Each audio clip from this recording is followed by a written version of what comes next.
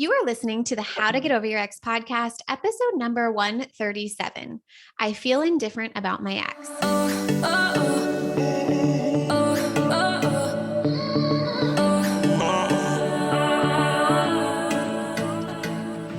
Welcome to How to Get Over Your Ex, a podcast on getting over your ex without it just taking time.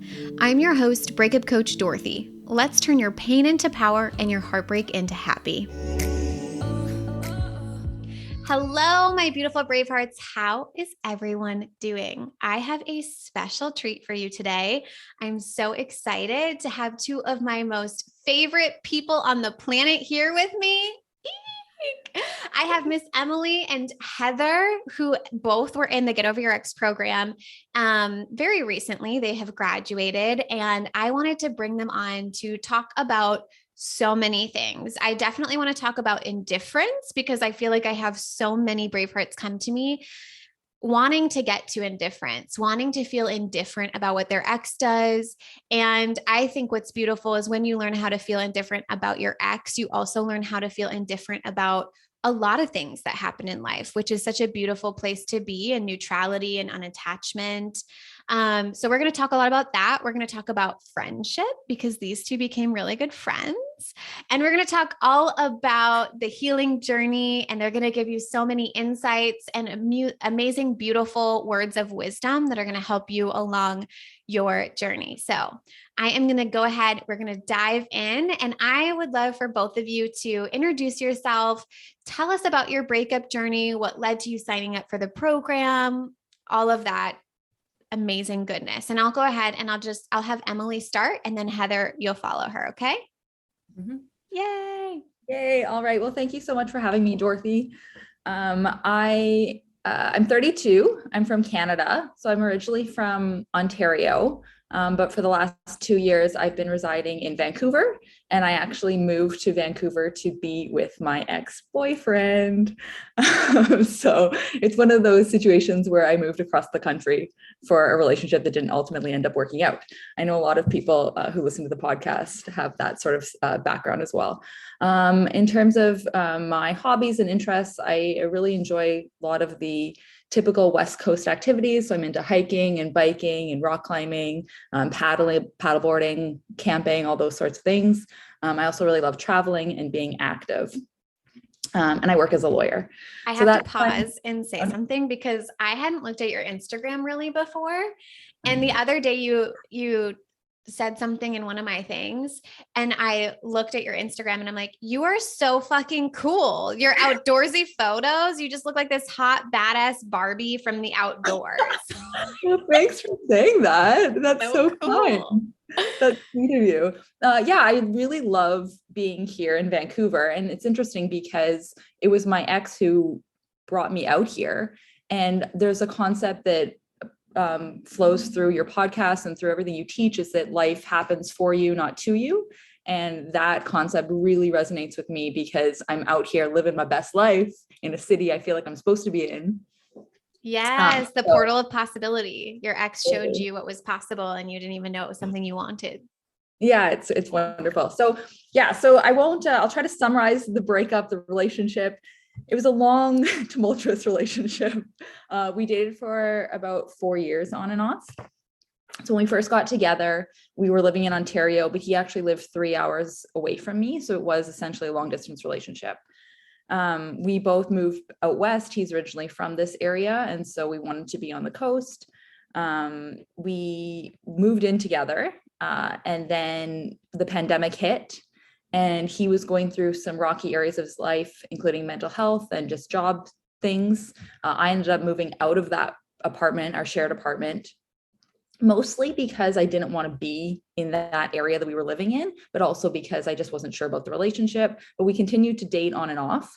And then the following summer, when we were still together, I had gone away for the weekend. And when I came back, I was super excited to see him, and he just was really cold and rude to me when I got back.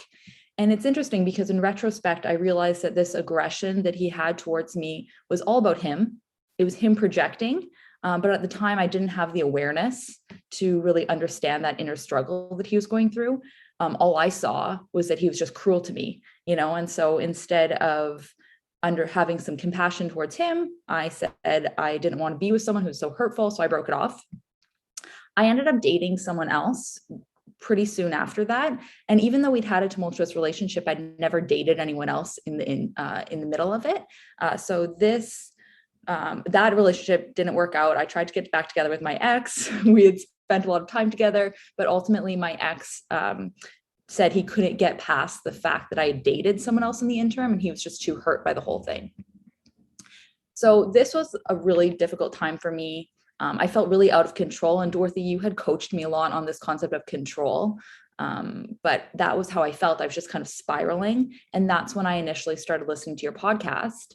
I felt like I hadn't processed that first breakup, and then I dated someone else and that didn't work out. And so I was kind of processing 2 breakups at once. And then there was sort of a culminating, mildly dramatic incident that happened on one particular weekend. And I knew I didn't want to be with my ex anymore, but I needed support. And so you often ask your Bravehearts why they started joining the program. Well, this was the thing for me. The crux was that I had gone through so many breakups with this one ex, and my family and friends had been with me for so long, but I didn't want to rely on them anymore. And I knew that I needed more support. And so that's why I ended up signing up for the program. Yep. I love it. I love it. I will never forget. Wasn't it a napkin conversation that we had?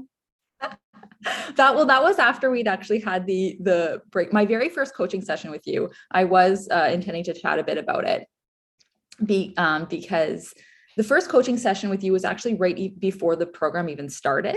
Yeah. And I remember it was on a Monday. So the incident that happened on the weekend was very shocking to me. I realized afterwards, and we had a coaching session on the Monday, and you asked me how I felt. And I was like, I can't answer this question. I don't know. I was like, relief. And you're like, girl, you're in shock. And like everyone on the program, on the coaching call was like, you're angry, you're upset, you're sad, you're frustrated, you're jealous, you're all these things. And I'm like, no, I don't know. And anyway, yeah. But the napkin situation happened because I didn't know whether or not I wanted to continue having contact with him. So it's like the question of whether or not it's worth getting in touch with someone for something as stupid as a decoration napkin. I loved it though. That's real life. Mm-hmm. That's what I love about you, is that you're so real life. Like these are the real things that come up, and they seem silly to the mind at times, but they feel very dramatic and real in the moment. And it's really important that we address them, because that's what we're here to do. We're here to live life. And it might be a decoration napkin, it might be something else, but it's really important. So I'm glad. Thank you so much for giving us the background, because I think it's going to be really imperative when we dive further into your story. It'll be so good. Yes. Amazing. Heather, how about you? Tell us about you. I have to say, I remember that napkin episode and it's just so funny. Like, and I wrote notes on this, but like, it's all stuff we're going through, but don't talk about. Like, I wrote about this in my notes, but I remember Emily was talking in one of her sessions about like a text she sent, and it was trying to get the power back, and I could so relate to that. So it's just fun. It's stuff that all of us go through, but it's nobody talks about. So just for that fact, it's like nice to have people, because it's stuff you want to talk about, but nobody really wants to listen other than the people in this group. And it's like, we're thinking it. We're all thinking it. It's like, we're finally we're all thinking about the huge elephant in the room, but here's where we actually talk about it. Yeah.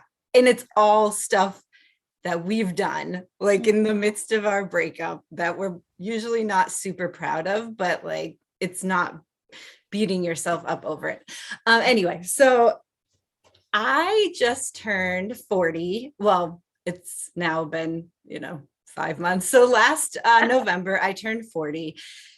And I think in a way, I don't know if I want to call it this, but it was definitely like a wake up call / midlife crisis / what do I really want in life? And I remember it was like in a yoga class, And I was just thinking, like, why am I staying with this guy? Like, he can't offer me like pretty much everything that I want in a relationship. But like, I knew this logically, but yet I would still like let him back into my life. And I won't go so much into the story because, you know, I realize now that though my story seemed crazy, everyone's story is a little bit out there. And so anyway, basically, I mean, he hurt me a couple times, and, you know, looking back, I can see now that it wasn't all him. But I just kept like bringing him back into my life, and I knew that wasn't what I wanted.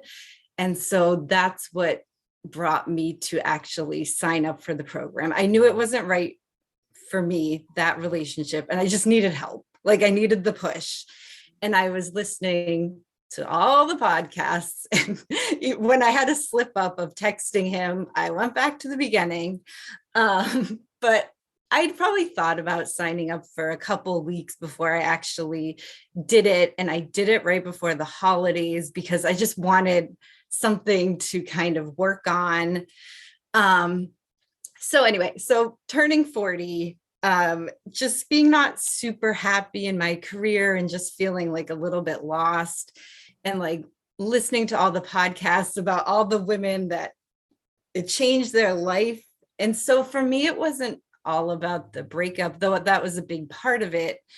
I was just looking for something different. And I just have a complete different outlook on life. Like, I just feel that life is out there for me, and I am just ready to accept it all. And it's just, life is not out to get me like I thought for so long. And the funny thing is, once you start working on your life, like, guess who comes back? Your ex. And guess who promises like marriage and monogamy and whatever else. But at that point, you're like, I mean, I'm just not really into it anymore. And it's just words. So anyway, once you start working on yourself, people are just magnetized to you, including your ex. So if you're thinking about signing up, and, you know, part of it's that you want him to come back, he'll come back. Like, the minute you start working on it, he'll come back. Other guys will come back. You'll just be like a magnet for all this awesome stuff. Yeah. Yeah. Because you're getting more clear about who you are and what you want. That is magnetic. Right. Like, seeing someone go after the life that they want truthfully and authentically, not only is that magnetic, sometimes it's also intimidating. True. Right? Because it's like, damn, she really knows exactly what she wants. She's going after it, and she's going to do it with or without me. Oh my God. It's almost like FOMO. Yeah, totally. Well, and like Emily and I connected over this because both of our exes had moved on. And so in the beginning, it's so hard not to think about, what are they doing? Like, it must be so perfect. Like, we're missing out. And I mean, now anyway, so that was a lot of the reason we connected, I think. Yeah. We were in similar places. I was actually going to leave that to the end, but let's talk about it now. Let's like just dive right into that now. So like, let's talk about friendship, because you guys did become so close. How did your breakup stories and journeys kind of support one another? I mean, you started into that, but tell us more. I mean, I kind of had, I don't know, a girl crush on Emily. I love it. So and a lot of the stuff she was saying in like the coaching, I felt like I could kind of help her through some of it, and vice versa, because a lot of the stuff I was going through. And, you know, in the beginning, we were both still like messaging our exes, and we'd be like, well, Emily more than me, she'd be like, well, you know, what are you getting out of this? Like, anyway, so it was nice to have someone positive to be going through the same the same tools that you're learning, right? These are new tools that aren't out there. So like, talking to a friend who doesn't know thoughts create feelings, it's a very different kind of conversation, and it's a very different kind of support. It's so supportive. It's great. But it's just so neat to have someone in your corner who's like, oh, wait, you're thinking this, which is creating that feeling that's leading to the action of messaging him. Do you want something different? Right. Right. I think we both challenge each other when it does come to contact. Heather and I, as she had said, we definitely struggled with that. And that was something I was going to get into is, Dorothy, you call it a symptom, right? It's like, should we contact them? Should we not? And so instead of contacting our ex, we'd contact each other and say, these are my thoughts, this is how I'm feeling, and walk each other through it. When I think about what's so important about having a friend like Heather, I think back to a specific day that I recalled having a very rewarding day at work. And I called my ex because he was the one I used to tell these things to. And I knew that when we were in a relationship, he was always really proud of me. He'd say the right things. But then when I thought, and so we talked about it, but it really wasn't as rewarding because he was no longer my boyfriend. So I was like, okay, like some dude is telling me good job, but it just didn't feel the same. And then I thought about it further and I'm like, why should I give him the joy that I'm experiencing right now? Like, screw that. I'm going to give it to someone who's going to be in my corner, like you said. So that person for me has been Heather, been friends and family of mine. At the end of the day, when you want to decompress with someone, it doesn't have to be your boyfriend. And just because your ex-boyfriend, just because they used to be that person, well, they're not anymore. And it's so nice. There's so many people that I can think of in my life now. I'm so grateful that actually want to be that person for me. I think about my parents who are sitting at home. They would love the call. Why would I give it to my ex? Like, I just felt repulsed by that concept now, right? Yes. It should be Heather. It should be someone, a girlfriend who loves you. Like, don't call your ex. He doesn't deserve it. That's how I feel now. Oh, I love that. You guys are so great. And another thing that I think of too is it's just like so cool for me when I think back, just seeing all these other amazing badass women who are going through exactly what I'm going through. I'm like, I can see so clearly how it's not a them problem. It's their ex problem because they're super cool and badass and amazing. And so that helps me, like in my mind, see like, oh, it's not a me problem, but it's definitely like an ex problem. Did you guys have that feeling at all after like meeting some of the people in the program? Totally. Like exactly what Heather had said is I adore Heather. Right. And so for me, building her up is like the easiest thing. I'm like, you're a badass. You're amazing. And also to piggyback on what Heather had said about, and same with Dorothy about the like-mindedness. Sometimes when you're going through a process of change and growth, you realize that the people who have been in your life, and Heather and I have talked a lot about this, just aren't there with you anymore. And it doesn't mean you want to purge them from your life necessarily altogether, but you do want to have people who are also on their own growth journey and that growth mindset. And so one of the things I do love about Heather is that we can exchange podcasts, exchange books. We're always exchanging ideas about how we can live better and essentially like optimize our life. And sometimes when you have someone who you've been friends with since, you were in grade school or whatever, they're just not on that journey. And so it's nice it's sometimes hard to meet new friends as an adult, but getting out of that mindset is really important. Oh, love it. So good.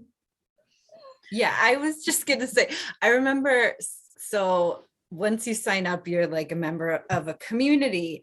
And I just remember scrolling through the introductions and being like, these girls are all like women. They're all successful. Like they have their, can I swear? They have their stuff together. I swear plenty.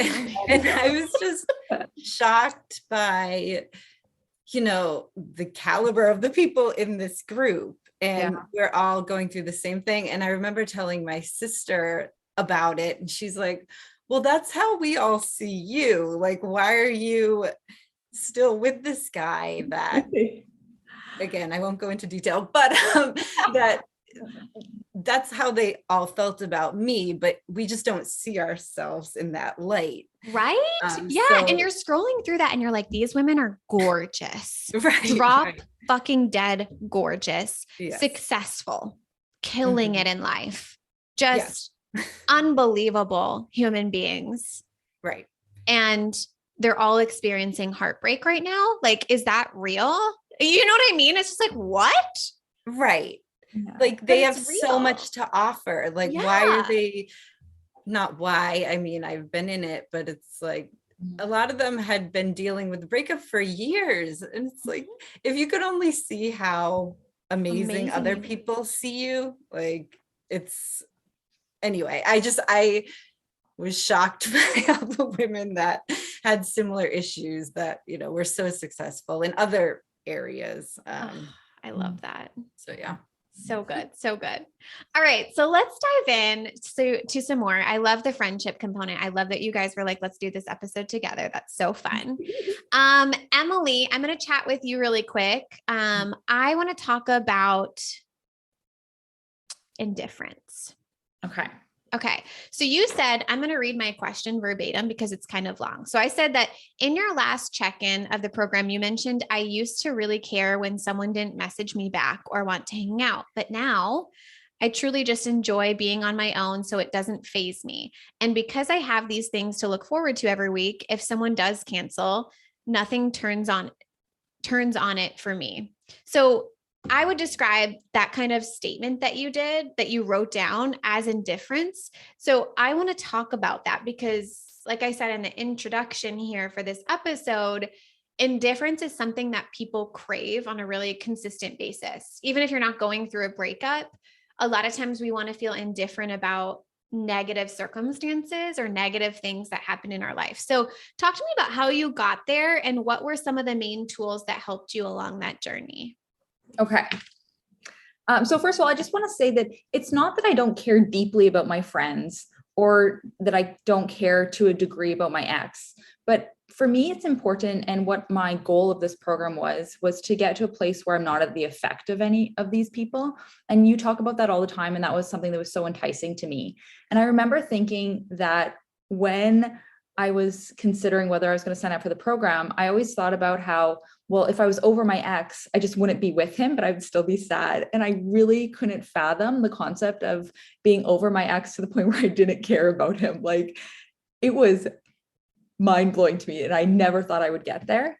But my indifference just means that, like, I have a lack of interest in him, like, and that's where I'm at. And again, I never thought that I would get there. Just so for your listeners, like, I was in it, listening to the episode where you would say, if you feel like you can't go on, like, that's where I was at. Right. Yes. So the growth, I think, and how I have gotten to this place, I think it's important to point out, because any friend and family would know that, like, I was in it.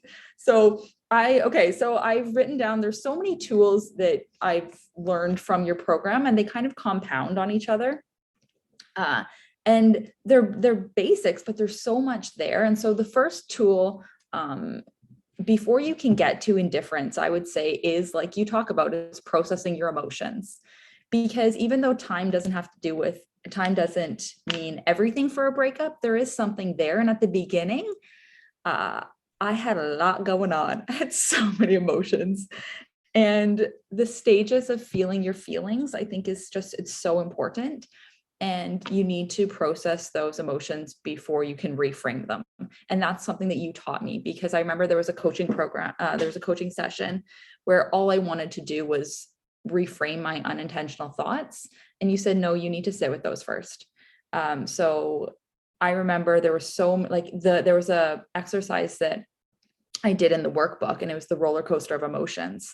And because I was feeling every emotion, from sadness to grief to betrayal to jealousy to anger, I needed to break all of these emotions down and firstly think about the one thought or the two thoughts led to that singular emotion. And it was so important for me. I remember I'd mentioned that there was that very first coaching call that we had. And you'd asked me how I felt, and I said relief. And you're like, you feel relief? Like, you're lying to yourself, And that night, I remember going home and breaking down. I cried so hard that night. And then I felt relieved. Yes, the cry Yeah. was necessary. Oh, it's so important. And I remember my breakup was happened around Christmas. And so I'd hang out with my family all day. And I was like, guys, at the end of the day, I said, you need to leave because I need to process some emotions right now, AKA I need to have a crying session. And I did. And I remember this grief bubble would just come to the surface at the end of the day. And I'd get out my journal. And that's a component of my tools is I would journal. I'd have an entire thought download. And then I'd question all my thoughts. And then I was able to reframe those thoughts. So processing the emotions starts first with actually feeling them and then reframing them. And now I'm so fortunate I'm at this point where I don't have the recurring thoughts that create these heavy emotions. But at the beginning, I had so many. And so I wrote down some of the main feelings that I had and how I reframed them. For example, I had anger. And in my introduction, I had and a bit of resentment. And so I had said that my partner had gone through, my ex had gone through some emotional instability and some hard things in his life. And I had supported him through all of that. I know that a lot of people can relate to that. They support their partner through whether it's education or any sort of mental wellness issue. And then once that's dealt with or over, they think, great, now I can reap the benefits. Well, this was what happened to me is that I had supported my partner through all these things. And then we broke up and I'm like, where's the benefit in here? I had thought that we were going to move back in together. I was on the lease at his apartment and I was excited about that. And then, so in order for me to reframe that, I really had to remember that that relationship was chock full of lessons for me. And instead of being resentful, I was appreciative of the wonderful life that we had and the things that he had taught me and all the hobbies that he'd introduced me to. And ultimately, the concept of experiences are, or these experiences are chock full of lessons to be learned. And I was just grateful for that. I love that one. I really resonate with that one because it was like my ex had gone through dental school and I'm sitting here. We went through all the turmoil of this long distance relationship, you not being able to travel because of school, like all these things. And we come to the conclusion where everything is going to be great. We're going to like live in a home together again. We're going to be able to travel, all the stuff. And then you just hand it over to some other girl and leave me high and dry. Yeah. What? So and that's something that's interesting as well, because I actually, when my ex and I had talked about this, I said, these are my thoughts. This is what I'm thinking. And he did say to me, and I think that this is important for anyone listening, is that they don't just change. Like they're still going through their emotional instability and their emotional immaturity. And so even though it may seem that they've grown, because now we're not with them and we don't know, and we like to think these things, it's probably not true. But the reframing for me was really just about, I'm glad I went through these tough times. It's made me more self-aware. It's made me a more emotionally mature person. Did those things, I don't mean to interrupt you, but did those things then lead you to indifference? Yeah, I mean, for sure, because when you have that reframe of your thoughts and you're changing your emotion, then I was no longer in it, right? And so my steps in the program, it really is about the feelings before you come to building a bigger and better life. But for me, it was a process. I needed to go through that first. And so I didn't just jump to indifference. The next component of it was, I have my second tool. Yes, tell me. I'm so excited. Yeah. It's about self-compassion. And Dorothy, you coached me on this a lot, because I remember coming to a coaching session and it had been like 2 weeks. And I was like, I'm still having thoughts about him. Like, I'm still doing it. Like, what's going on here? And you're like, again, girl, it's been 2 weeks. I'm like, you're still feeling feelings. What are you talking about? Yes, exactly. Right. And so that for me was so important to have that self-compassion. And actually, this is one area that Heather has helped me a lot, because I would say these things to her, like, I just want to be over it. And she'd say, you're okay. Like, you're going to be okay. Like, give yourself a break.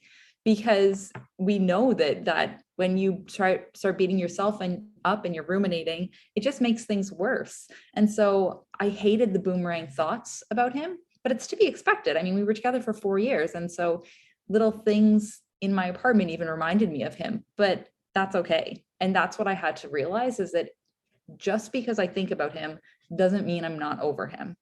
And that was so important for me to realize. So the third tool, and the best tool, because you get there, is to focus on yourself and to really build your life up.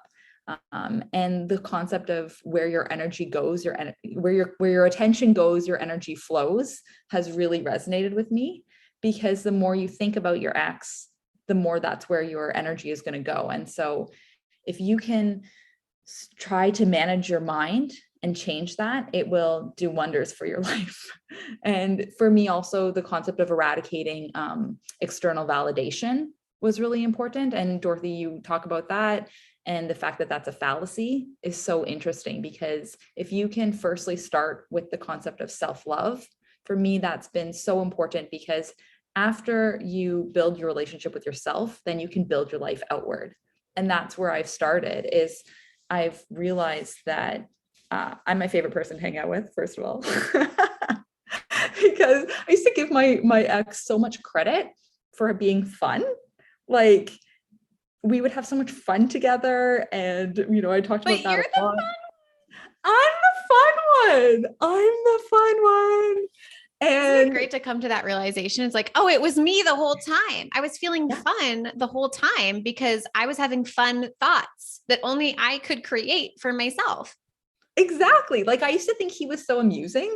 He'd have these quirks and he was so fun, and I would just find entertainment with him. But no, I'm the fun one. Like, I'm the fun one who dances in the kitchen and hangs and sings loudly in the car. Like, that was all me. He was just there. I can still do that. So yeah, I've got so much, so many more points, but that's the gist of it for me, is that, like, having the self-compassion to go through the steps, to not beat yourself up, to, as you say, make the decision to be over your ex, and then commit to it and practice it. Just practice it is important, but it also goes in tandem with building up your life. The other tool that has really served me is, after you've built the relationship with yourself and you do all of these activities on your own. And I remember one friend asked, like, what do you do alone? I was like, oh my gosh, I have so many things that I do alone that I love to do.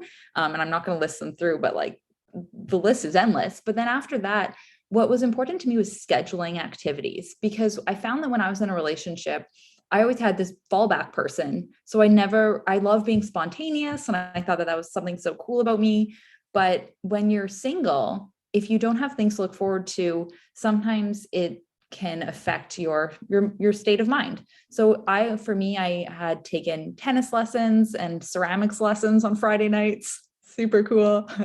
I would do, I've joined a running group. I've signed up for half marathons. I've a bunch of really fun trips planned. I have a retreat planned, all of these things. Right. So yeah, so it's really important to, I think, take control of your schedule, especially when you're single, so that you do have these exciting things to look forward to. And that's, when I had said in my check-in that if someone cancels on me, it really didn't concern me. It's because I've got a full life. Like, one plan that falls through does not affect me. In fact, that's great that I can have a bubble bath or whatever it is. Like, I really liked that. So I feel like I'm rambling on, but lots of tools that I have learned. I love it. Thank you for going so in depth, because I feel like that is going to be so beneficial for them to have those tangible tools to know. Because, I do also love that you reiterate that it is a process. We can't just dive into indifference and just immediately. I think all of this work leads to one moment, and in a moment, everything changes and you're over your ex. However, there's a process that takes place, and it's a pretty clear process in my mind. My mind, obviously I've seen it, and I've seen many people go through it, but it's a very clear process. And then once you get there, it is indifference. And I love that you're being a great example of it being possible. And I love also at the beginning how you're like, I never expected that I would get to indifference. showing The yourself what's possible. The other thing I wanted to add, and it was something I believe from your podcast that really struck a chord with me, is being the main character in your life. And I don't want to steal any of Heather's thunder here, but something that we've talked a lot about is the fact that our relationships took up so much of our energy and we really didn't have a lot of capacity to focus on other things. And now I just have this abundance of energy because my ex isn't my main focus. I'm my main focus, which is the coolest thing that I hadn't experienced since I had been single before that. Yes. So. And you love hanging out with you. I think that's a really cool place to be when you start dating, is when you are so obsessed with hanging out with yourself and you are so like, you have more fun being with you than anyone else. Dating becomes really cool because you're like, you have to be worth hanging out with. And that's a high bar that's already set with myself. Mm-hmm. And that's a really cool place and a really easy place to be in unattachment or non-attachment, so that you don't get attached so quickly and so that you stay committed to creating the partner you want versus just falling into like the next thing that feels comfortable. It's no longer about comfort. It's much more about like epicness and everything you've ever wanted. Does that make sense?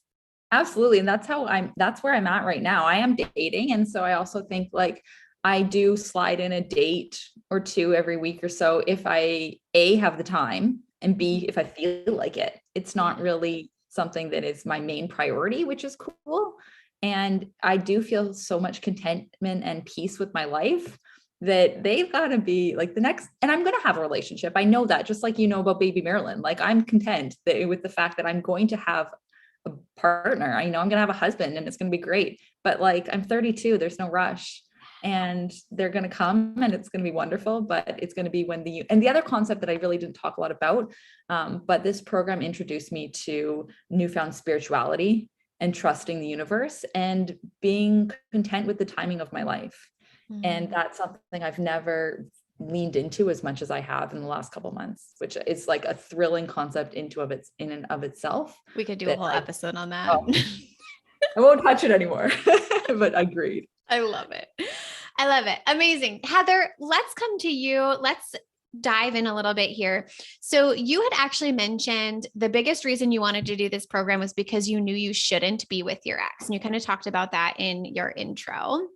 But you did keep going back to him. And that is something that keeps happening for a lot of people. You are so not alone. I feel like there are so many Bravehearts out there that are listening to this podcast right now who are in on again, off again relationships, or in a relationship they know just isn't right for them. And they know that they deserve better, but secretly they just want their ex to be better. So let's go ahead and talk about that, because you got to the point where your desire for him was almost non-existent. And how did you do that? Can you tell us more about your journey there? Yeah. So, I mean, the coaching calls really helped me, and really made a huge change. I mean, the reason I signed up was because I knew, you know, our goals and our dreams didn't really match, and, you know, a bunch of other things. But I remember one of the first coaching, or I think it was the very first coaching call. I think I started to get into like my story, and Dorothy, you were just like, well, you could still be in that relationship. You are telling the story as if you are the victim. And I don't know if that was your words exactly, but it completely turned my story on its head. Like, wait, I totally could be with this guy if I wanted to, but I made the decision and I don't. So now I have to kind of look at my story much differently. And now whenever I tell my story, it's completely different. I'm grateful that, you know, he did the things he did, because I would not be on this path of like happiness and just, you know, living my best life and all this stuff. So I can completely look at our history and just be like grateful for it. so that was one of the very first calls. The other thing is, and I remember I had texted him, and I just felt like I had to start all over, and I posted it on the community, and you were just like, you're not starting over. You have so much more information than you did when you started. So that helped me.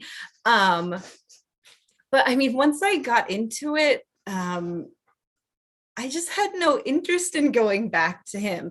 Oh, and another thing you had me do was write 15, I think it was, or maybe I made it be 15, but you said, what do you want in a relationship? What do you want in your future, mate? And it was really nothing that he could offer. I want a child, or I want children in my life. He couldn't offer that at this time. I mean, maybe down the road he could. Just many of the things. Hold on one second. We have to we have to say something about that. Okay. We need to pause for just a second. Okay. Bravehearts, did you hear her say at this time? He can't offer that at this time. Too many of you are holding on to relationships for the potential of what might change. Mm-hmm. And I want to offer you a perspective to think about. What would it be like to be with someone who's ready to offer that to you now? And how different would the relationship energy be? It's very different, right? It's very different to be with someone. And I only know this, you guys, because I did it the other way for so long. I was in my relationship with Matthew for 4 years. And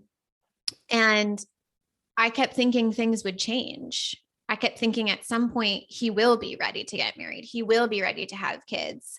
And 4 years later, it was not any different. And we had the same conversations over and over and over again. And there was really nothing else wrong in the relationship. There was nothing outwardly wrong. However, being in a relationship now with someone who genuinely wants those things are happening so quickly in rapid fire ways. It's just like a whole new level of time doesn't fucking exist. The things you want, when you get clear with clear intention and you raise your vibration, the things you want will happen and appear instantly into your reality. So thank you for saying that, Heather, because I think that is a very important piece of looking at. And I bet too, that want list that you created also helps you reduce the desire for him, because when you look at it, it's like, he doesn't actually remember. Bravehearts, if you're new here, it's totally fine. Welcome.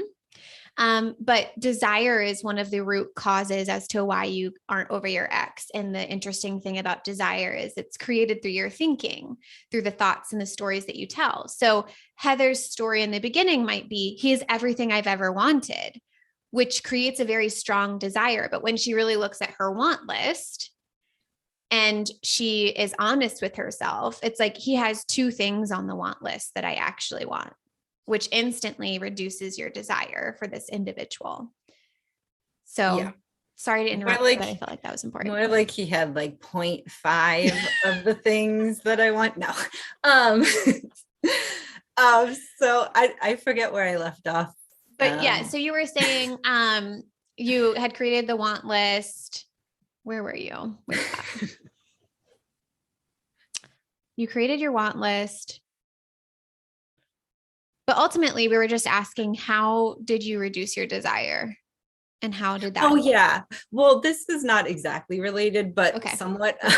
We love it. Me and Emily are both, on the dating circuit, and we're just enjoying it. It's so funny. One of the, limiting beliefs is a big concept that I say it to everyone. I'm sure they think it's annoying, but at 40 in my head, before the program, my thoughts were, I'm too old to have a kid.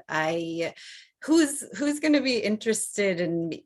Anyway, my thoughts are not that anymore. So I kind of even hate putting it out there, but, you start questioning your beliefs. And as I've been on the dating scene, people are interested. And there's guys like younger than me, you know, mid-30s that are ready to have kids and totally open to it, not scared. And it just opens your eyes to see that there's so much more out there. And you know, a lot of these guys haven't been it, but it's interesting to see that, oh, wait, there are guys that would be interested in having a child with me and get married and maybe move to California or whatever I end up doing.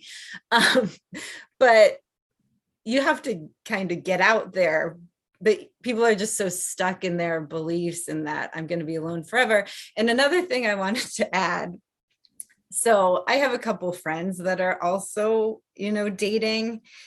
And if I was a guy, like Emily would be my top pick. She's just so positive. Like she has all these interests. Like she is like doing her thing. And like I have so many other friends that are so negative about the whole dating scene. And you know, this program, we just feel good about ourselves. And like any guy that dates us is lucky. And it's magnetic, right? You're enjoying the process. Like if you're going into dating and you're saying this is fucking terrible, you're going to get a fucking terrible date. Totally. No one worth it is going to be interested in you when you're going at it like that. And if they are, we don't want them. So, Heather, I also want to say that you and I certainly bonded over our concerns about lack of connection with new partners.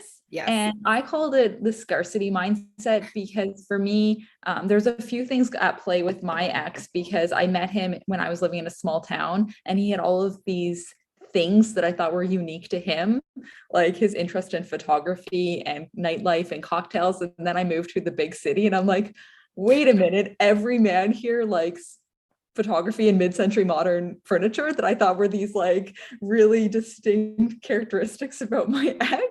And so that's the first thing, is realizing that there's actually a lot of people you're going to connect with. Like, you know, Heather loves men who like animals, right? That's her ride or die. And so like when I'm on my dating apps, every second guy is like must love dogs. So there's so many men out there that will have those same interests. And then also Dorothy, you did a workshop on creating connection, and really it's about your thoughts. And Heather and I talked a lot about this, and it really has changed the way I interact with the guys I'm dating, and just making sure that my mentality when I'm on these dating apps is positivity. Like I can't be on these dating apps being like, this sucks, this is such hard work, or it's not going, like I'm not going to enjoy it, and what my thoughts are going to become the fact what happens. So anyway, I just thought I'd throw that in there, and that you have to have a good positive mentality about the situation.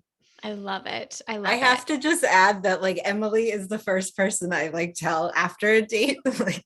like I really connected with this one guy recently, and Emily was the first person I like sent her like a voice note, like, Emily, I think this is it, or whatever. I love it. Anyway, that's so because she's just so positive and like excited. Like we're actually excited for each other. I mean, this is what you need to surround yourself with, though, are people who are excited about what you're doing, excited about the possibility and the potential and like this amazing world in life. If you are around doom and gloom all day, you will be doom and gloom. It's just like, I totally get that. And then something else I was thinking about, Heather, too, is one thing. I don't know why this is coming up now. It's totally not a part of this podcast, but I'm like, I'm going to talk about it now. So, but I'm like, you love California. What if you move to California and that's where your partner is? Because I just think about that in my own personal experience of like, I wanted to be in Florida for so long.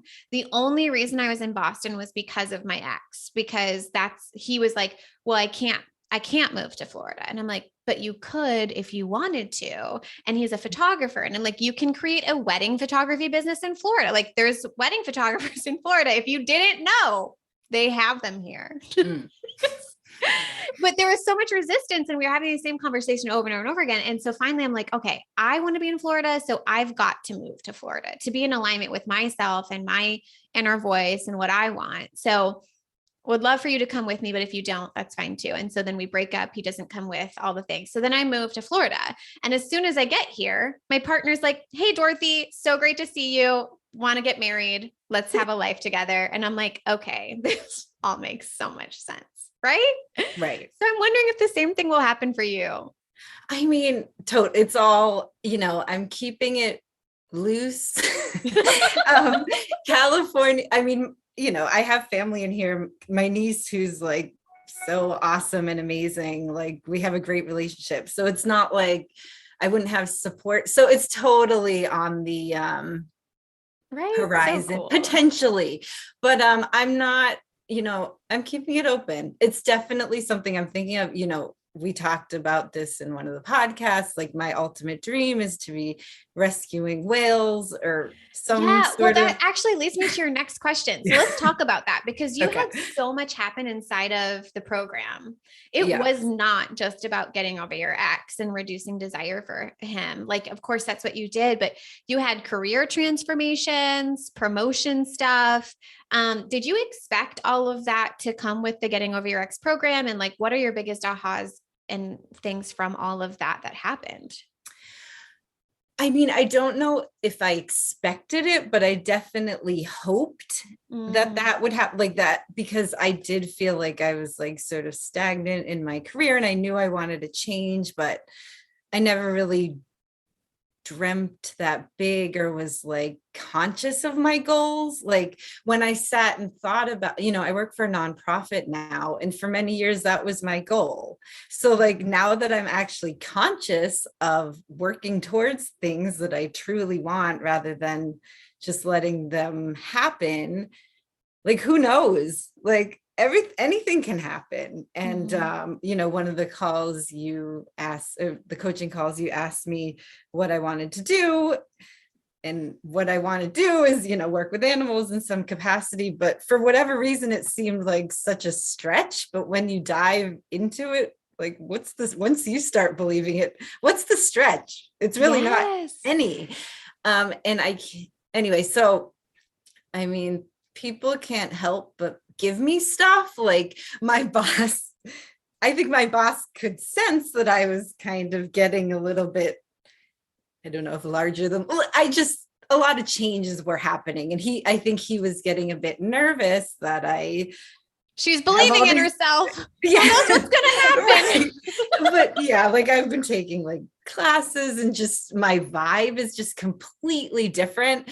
So he doesn't want to lose me. So he offered me, this promotion and a raise and all this. And it's just like, now that I kind of expect things to happen, they just are. Like every day. Well, we like focus on things happening, we create them into our reality. Right. And it's so funny to it almost is funny to kind of see how much negativity other people have. And we talked about this in one of the calls too. I was just having trouble at work because some of my coworkers can just be so negative. And you can almost look at it from the outside and just see, like, are you serious? Like, life isn't out to get you. And the moment you change your kind of outlook, it's just like amazing what can happen. And this didn't happen overnight. So in the beginning, I couldn't even imagine watching some of the, like we did like a Braveheart happy hour.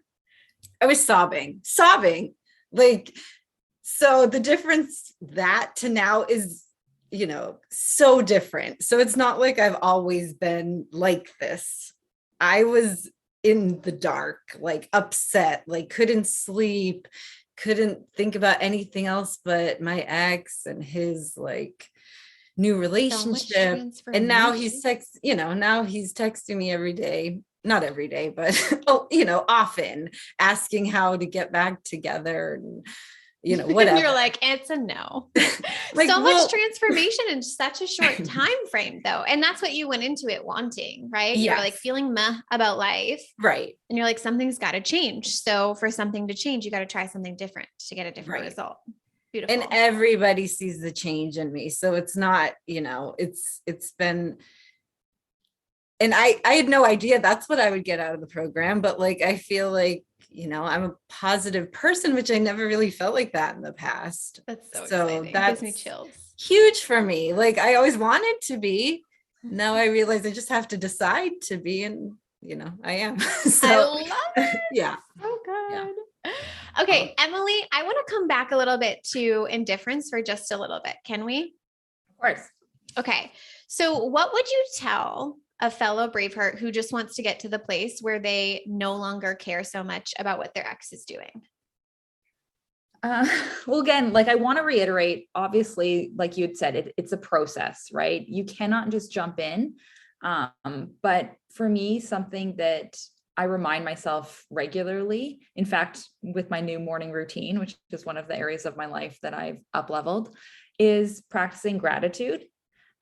Because when you're grateful for what you do have in your life and you're able to, it's a fine line between having that gratitude and wanting to improve your life, right? You want to make sure that you recognize all of the experiences you've had and all of the things and people in your life that are wonderful and that make your life so fulfilled, but then also recognizing that this is just the starting place and that you can build a bigger life and a better life and a more enjoyable life.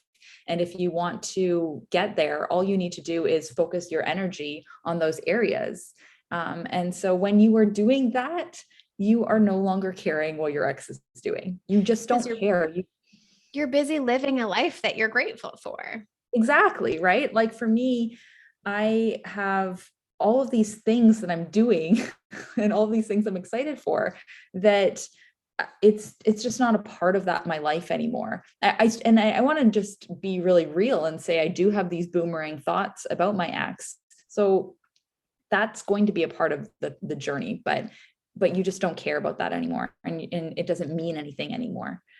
So yeah, it's always about focusing on being grateful. For me, that's been huge, and grateful for the experience of the breakup. And something that I've talked a bit about is, and you talk about it, and actually on the life coach schools, the concept of the human experience.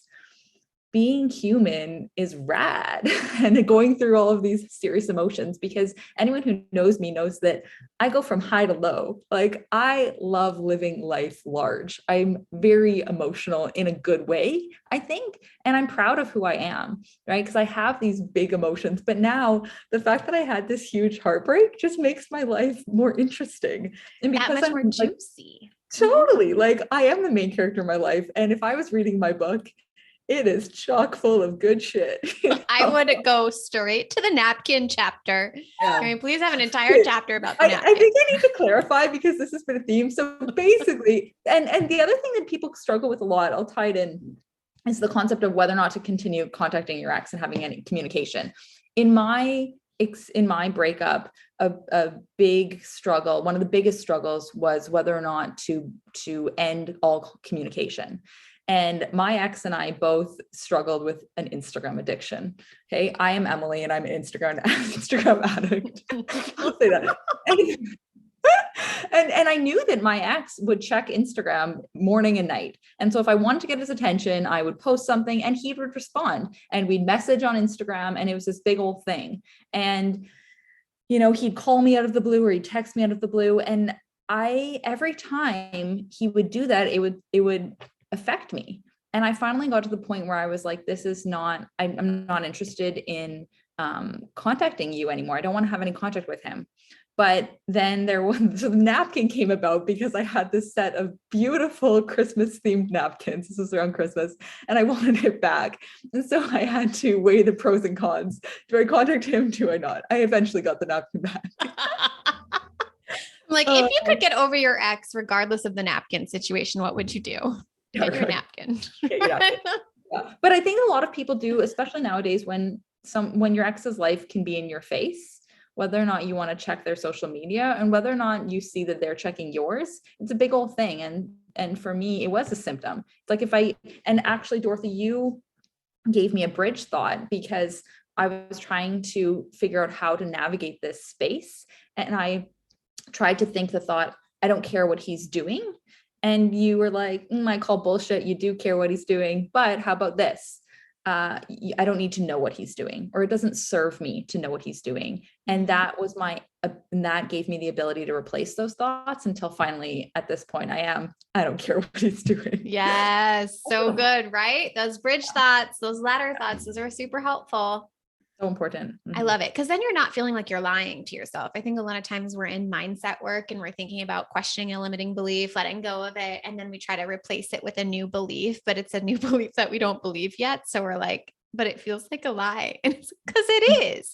Right now it is a lie. And when you're a rational person, you can't just replace it. But for me, the thought is, when I had thoughts that, oh, I miss my ex, that's a thought that, I wasn't able to just say, I don't miss my ex, because that's not true. But actually I had, a very good thought that I had to replace him, is that, missing my ex is normal and it's part of the human experience. Yeah. And when I say that to myself, instead of just saying I miss my ex and then being upset, I say that's normal and it's part of the experience. Then it gives me more peace. Yes. I love it. So good. That it's going to be so helpful for people. Thank you for saying that. All right. So you've also alluded to this in a couple of different ways, but let's just make sure we cover it thoroughly. You mentioned in your last check-in that the program has been the jumping off point to really taking a look at all areas of your life, and hone in on what you liked and what you didn't like. So why don't you tell us more about that, and what did that look like for you, and what parts of your life really took off and why? Okay. Such a loaded question. You guys, I asked so much of my questions. I'm sorry. It is. Well, that's why when you had asked me to do this podcast, I'm thinking, I'm going to have pages and pages of thoughts and notes, because it is loaded, but that's great. I want you to tell everyone all the things that are helpful so they can learn it all. Totally. Well, first of all, the biggest thing for me was that I put so much focus on my relationship. And so when I did that, I didn't have a lot of ability or capacity to grow in other areas of my life. It's like I met my ex at age 27, and at age, till 32, it was just kind of stagnant in personal growth. And that is really sad to me.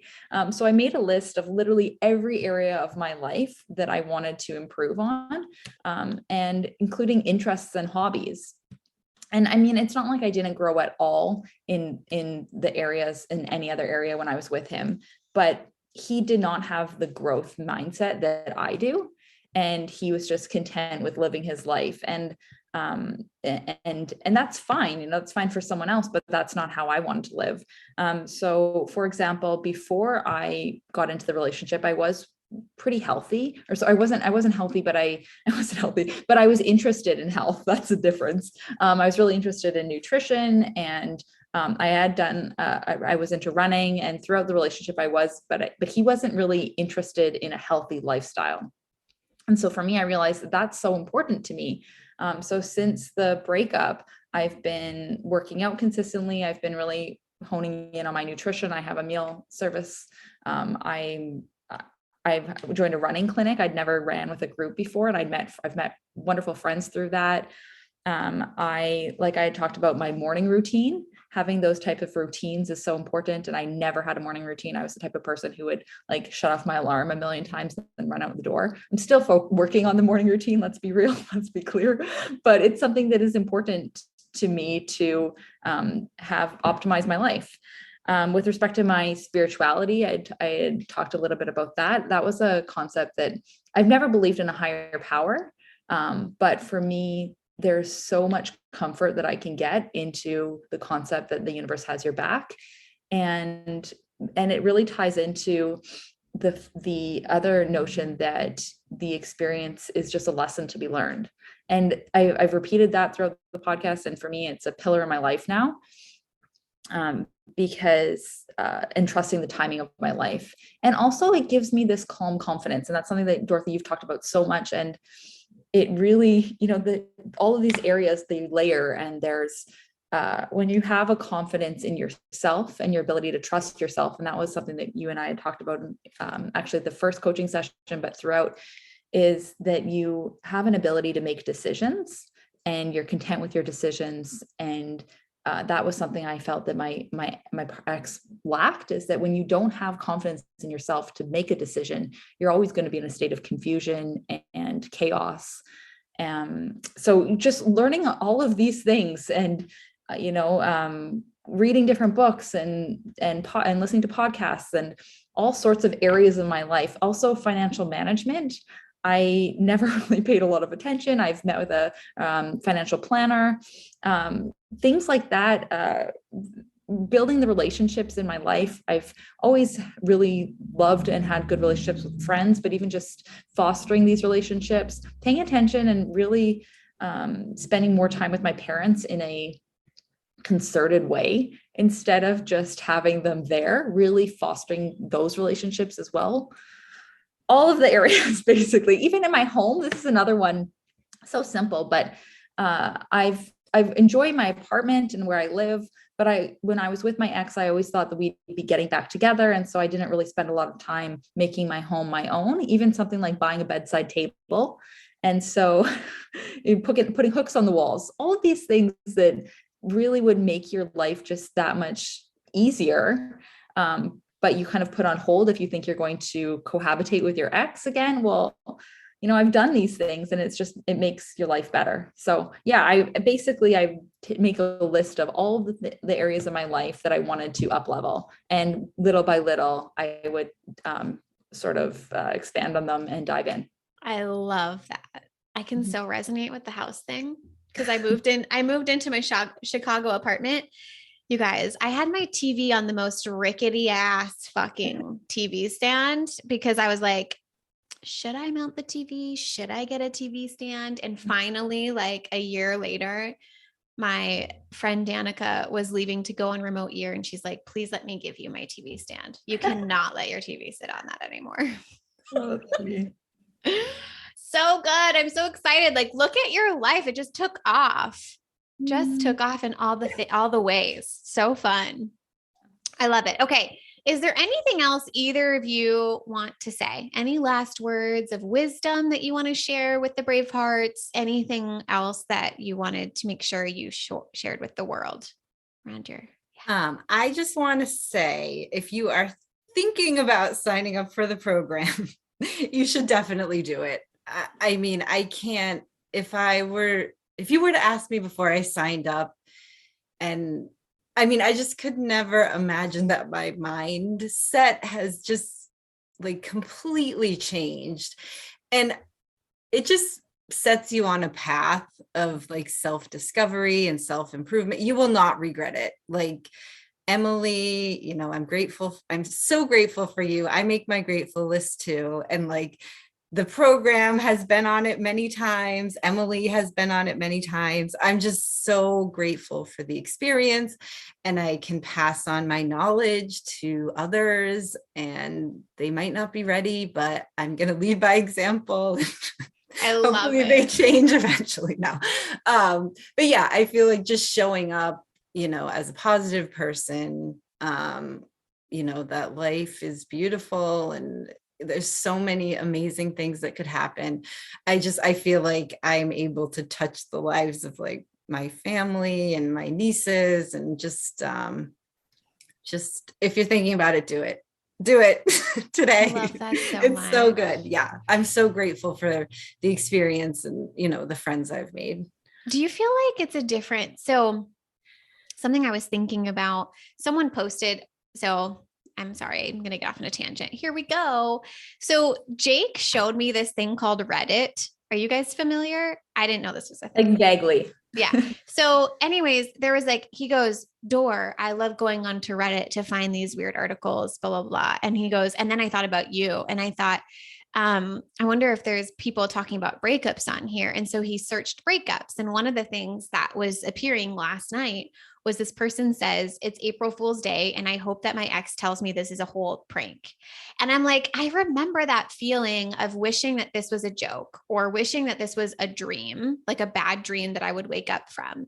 And it kind of reminded me of what you're saying, Heather, where it's like your mindset's so different. It's like the difference for me, at least, and you can speak about your experience, but I feel like it's the difference between waking up and feeling miserable like your life is a bad dream versus waking up genuinely excited about what is on your calendar that day, generally like optimistic about what's coming, feeling free. I don't know if that's the experience you have, but that's kind of what it reminded me of when you were talking. Yeah. And I mean, it's every day isn't perfect. Like, I feel like it's a struggle to, some days I'll wake up and I'm just not into it. You're tired or whatever. But you've sent me like audio clips. Like today's not not a great day. Those are few and far between, first of all. But second, as I have to remind myself as well, is that that's part of life and it's the beauty of living, and there's all sorts of emotions, but overwhelmingly. Yeah. So I think that the interesting thing, like Dorothy, you always say, we're not putting a positive sticky note because you're addressing the underlying thoughts that are creating all of these heavy emotions. Right. But ultimately, I am stoked on life. Like, right. So even if you have a bad day, and I'm going to have days where I'm like, it's too bad that relationship that I put so much work into and time into, and I had so much love for this person, didn't work out. But like, that's part of life, and that's okay. And I've got so many other things to look forward to. It goes back to your human experience. Yeah. And Dorothy, I mean, one of the books I really like too is Miracle Morning. And he's just like, you're going to be excited about getting up and I am, but I guess what I want every day isn't perfection. Like, you're going to have days that are, off, and that's okay. But I'm still getting up. I'm doing my meditation, my journaling, whatever I do. And that really helps you kind of, if you woke up not feeling so good, just getting you back on the path. And then the whole like breakup, it just gave the program, it just gave you something to focus on, something productive. And it starts off as being a lot about the breakup, but then you evolve into pretty much everything else about your life. So I think it has changed my life. It'll change your life. You never know in what ways, but there's no drawback to it. I mean, you're gonna be a much better person for it. And it's hard. I mean, it's work to get up every day and kind of be super positive, but eventually it's not. I mean, I feel like that's kind of my way of being now, but in the beginning it's hard. I mean, you're feeling all the feelings. The beginning part's not the fun part. Right. And you're used to guys when you first start the program, because I'm like, it's all about feeling feelings, and you join the program so that you feel better. And I'm like, okay, now you're going to slow down. Right. And you're going to process, and you're going to experience a lot of negative emotion. I mean, I was sobbing on a few of the calls. So, I mean, it's okay. And give yourself a break. Like, it's a process, but you're working on yourself, and it'll get better, so much better, like in ways you could never even imagine. So good. Yeah. So good. Emily, is there anything else that you wanted to say? Well, I mean, I feel like I've said a ton, but I think ultimately I think that, feeling the feelings, focusing on yourself. But like, Heather has reiterated, it's all good. Like it's all good. So such a cliche. I think that recognizing that you're not alone, right? And so having a program like this is so important, to feel that community. But also what I ended up learning is that I'm the only person I need. And that's so important for me, because when I was in the breakup and throughout my relationship, I always turned to my family and friends to support me. And they were, quite frankly, exhausted. And I think a lot of people who join the program go through that, and they're just at their wits' end, and their family and friends don't want to discuss the breakup anymore. And so they join a program like this. And so the favorite thing I've learned throughout this program is that I don't need my family and friends anymore. I can self-soothe. I can be there for myself. And journaling has helped a lot. And so the program has taught me that, really. And I'm forever grateful for that. And when you get to that point, it feels amazing. I love that. I just love the word self-soothe. That's good. I like that. Yeah. I love you ladies so much. Thank you so much for coming on and sharing your wisdom and your journey with people so they can have the same aha moments, so that they can take the tools that you've used and apply them to their lives. So thank you. Thank you. Thank you so much for your time and your willingness to be vulnerable and share your experience, because it's just so helpful for other Bravehearts to hear. Thank you. Being an example of what's possible. I love it. Awesome. All right, my Bravehearts, I hope you have an amazing day, and I will talk to you next time. If you're loving the How to Get Over Your Ex podcast and you want to learn how to get over your ex in 3 months or less to build a life better than the one you thought you had with your ex, I would like to personally invite you to my next group course, where we take everything you've learned here on the podcast and apply it to your life. Come check it out at www.lifecoachdorothy.com.